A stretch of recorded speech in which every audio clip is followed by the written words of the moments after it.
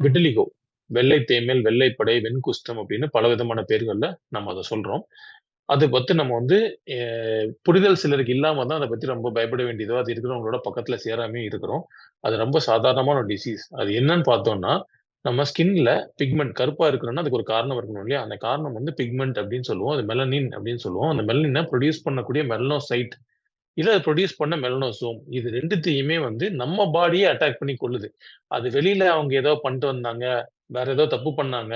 இது செஞ்சதுனால தான் வந்தது, அது செஞ்சதுனால தான் வந்தது அப்படின்னு சொல்றதுக்கு எதுவுமே கிடையாது. அது நம்ம பாடியே தவறா அத அட்டாக் பண்றதுனால வர்றது தான். அதுக்கு பலவிதமான காரணங்கள் இருக்குது. அத கரெக்ட்டா ட்ரீட் பண்ணா ஈஸியா சரி பண்ண முடியும். அதனால அது ஒரு ஆள்ல இருந்து இன்னொரு ஆளுக்கு தொடப்போறது கிடையவே கிடையாது. அவங்க போய் இன்னொரு ஆள தொட்டு வந்ததுன்றது கிடையாது. அது அவங்களுக்காகவே இருக்கக்கூடிய ஒரு ப்ராப்ளம். அத ஈஸியா சரி பண்ண முடியும். ஒழுங்கான ட்ரீட்மெண்ட் இருந்தால்.